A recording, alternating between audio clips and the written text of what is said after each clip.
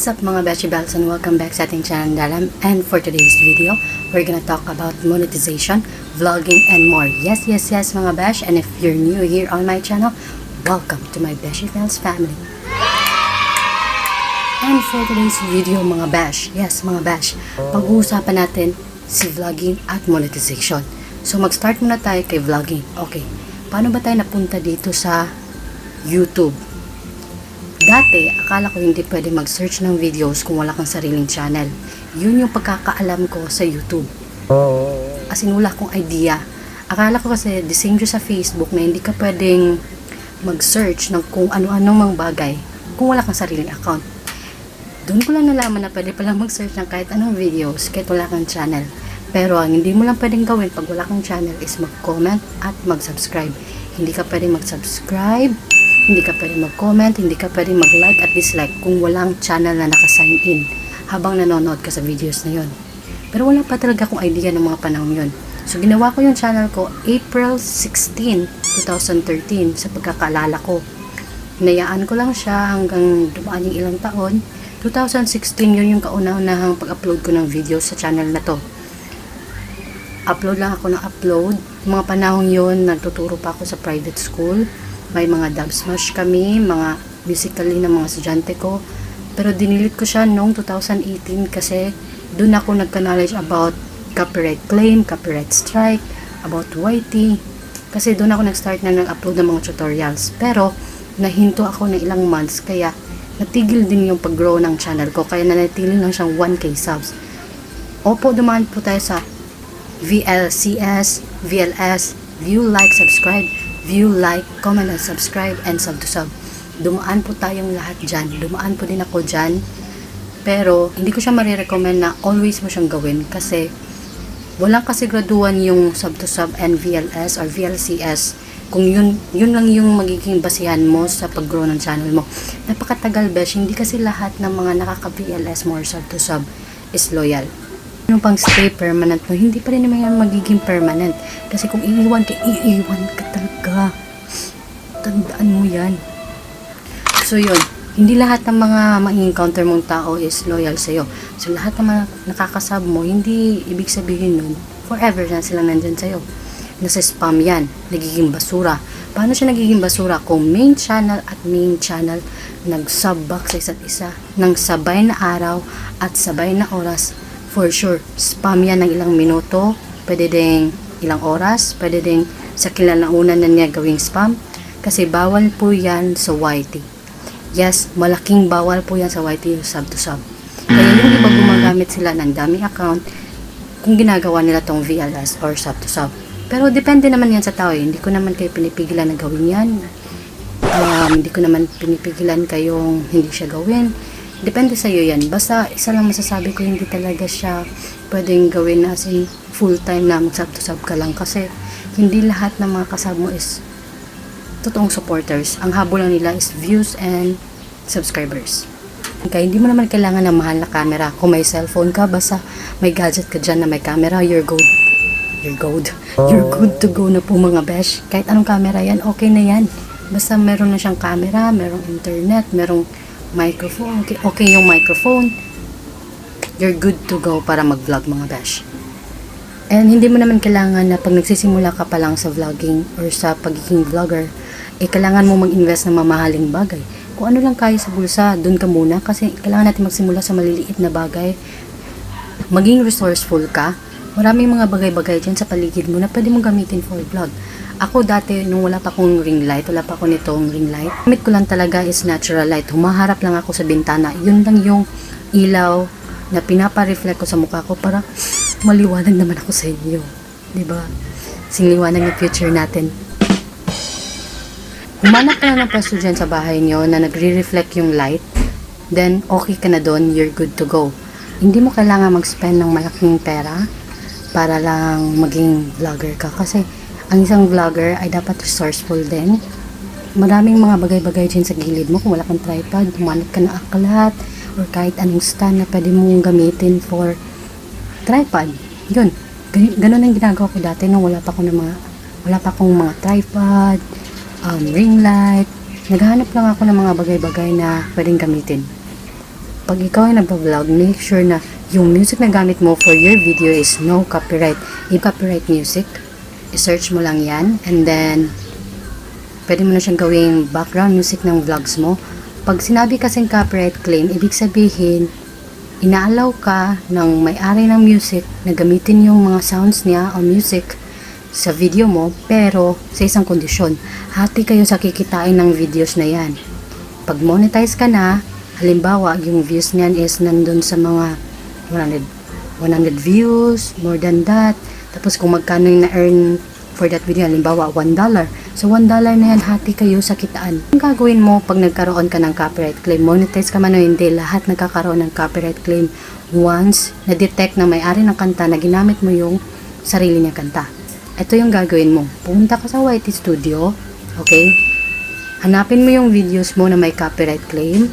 Pag nakapunta ka na sa videos, edit video, tapos halimbawa yung video mo is 5 minutes, na-copyright ka dun sa bandang 1 minute to 2 minutes, humanap ka ng music sa YT library na may 1 to 2 minutes yung range niya or haba ng music. Dun mo i-insert yung music para matanggal yung copyright claim mo. And charan! Wala na yung copyright claim mo. Kasi una, hindi sa'yo yung video. Pangalawa, ni-re-upload mo siya. Number 3, maaaring meron kang nalabag na rule sa YT kaya na-strike ka. Ang delikado kasi yun, pag nagka-copyright strike ka ng 3 beses, pwedeng ma-delete yung video or yung channel mo. Yun yung pagkakaalam ko. And, pag copyright claim ka kasi, may possibility pa rin ma-monetize ka. Pero medyo matatagalan yung process ng pag-approve ng channel mo. Pag wala kang copyright strike, wala kang copyright claim, mas mapapadali yung monetization mo. Ganyan ang nangyayari sa akin.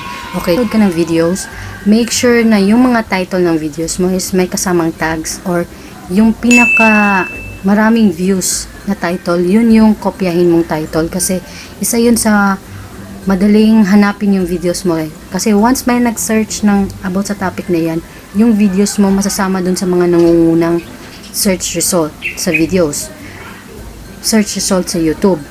So, pag ganun yung ginagawa mo, pag ibabase mo yung title dun sa mas maraming views, ganun din yung title mo, may chance na yung video mo ma-discover.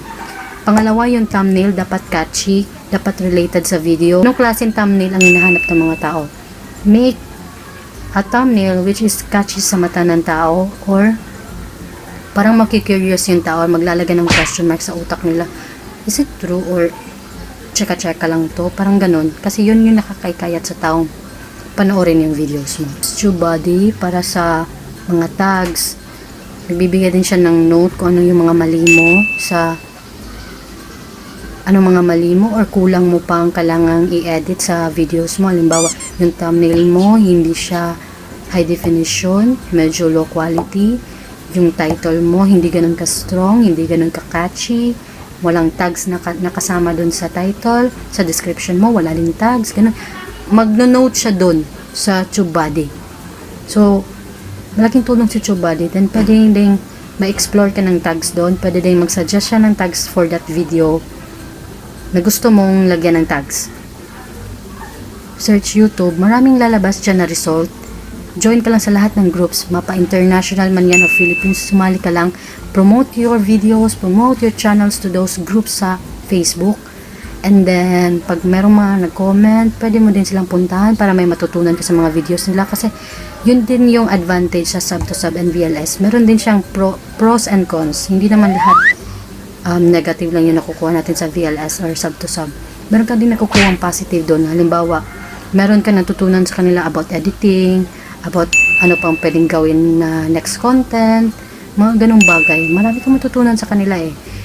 Kunin mo lang yung mga positive side dun sa VLS or sub-to-sub. Kasi marami ka talaga matutunan sa ibang YouTuber and makakaroon ka pa ng maraming kaibigan din na katulad mo ng passion. Diba yung pag-video-video, ganyan, pagiging vlogger, yun. So, hindi naman puro disadvantage lang yung nakukuha dun. Kasi, marami akong natutunan sa iba eh. Nire-recommend na dun natatakbo yung ikot ng buhay mo. Parang, always ka na lang sabto sa VLS kasi, wala eh. Mahirap talagang pag-angat ng channel pag ganun lang yung aasahan mo. Kasi, hindi naman lahat ng mga namimit mo sa sub to sub, mga loyal, mga faithful, di ba? Yan, nag-a-unsub yan pag ilang araw pagkatapos nila nakuha yung gusto nilang kunin sa'yo. So, yun. Suggest ko lang talaga, create quality content videos. Yun yung pinaka-best na dapat mong gawin para mag-grow yung channel mo and dumami yung views mo. Mag-search ka ng mga videos na trending. Ano ba yung mga uso ngayon sa social media? Gawan mo yun yung videos kasi isa yan sa nakakapagpahakot ng views at subscribers. Okay. Bakit ko hindi hina-hide yung ating number of subscribers? Kasi mostly yung mga tao tinitignan yung number of subscribers. Pag medyo madami yung number of subscribers mo, nahihikayat sila, uy, madami palang nagtatrust sa taong to. Maybe I can also watch her or his videos. Baka maganda yung mga contents, ganyan. Nung February 2, 2020, approve na po tayo sa Adsense. Yes po mga besh, madaling araw po yun, chinek ko agad. And nung nagpadala na sa akin ng email, si YT na okay na, approve na ko for monetization, and pwede ko na lagyan ng ads. Agad-agad ko siya nilagyan ng ads kasi gusto ko makita sa sarili ko na yung mga sarili kong videos ay may ads na. Yun yung nangyari, nalagyan ko siya ng ads, tapos naging okay na. Pero on the day na na-approve ako, hindi siya agad magre-reflect mga besh. Kinabukasan pang magre-reflect yung revenue mo, yung kauna-unahan mong revenue. So, the next day pa yan.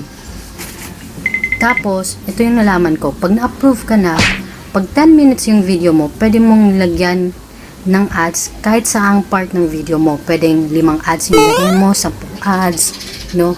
Depende na sa'yo. Pwede mo ma-arrange yung mga ads pag 10 minutes ka. Pag 10 minutes below yung video mo, ang pwede mo lang lagyan ng ads is yung before and after ng video. Yun lang po. Pag halimbawa 9 minutes and 48 seconds, mga ganun, hindi mo siya pwedeng lagyan ng maraming ads. As in yung before and after lang talaga. Pero pag 10 minutes ka, pwede ka maglagay ng 5 ads dun sa mga 1 minute to 5 minutes. Tapos another more than 5 ads. Depende sa'yo. Hanggang dun matapos yung video mo sa 10 minutes. Depende sa'yo kung ilang ads yung pwede mong ilagay pag 10 minutes. Kali yung monetization mo, make sure na wala kang copyright strike and copyright claim. Yung malinis talaga yung record ng channel mo. Kasi yung iba ko kakilala umabot ng ilang months. Yung iba, almost 1 year ang review yung channel mo. Make sure na everyday mo chinecheck kung wala ka bang copyright strike or claim sa bawat videos na ina-upload mo. Wala ka bang nilabag sa mga rules ni YT. Halimbawa, bawal ng ganitong ganyan. Yung mga setting, lalo na ngayon na meron ng setting kung for kids ba yung video o hindi. Make sure na chinecheck mo yun kung hindi siya for kids or for kids. Kasi importante yun sa requirements sa mga monetization, mga ganun-ganung bagay.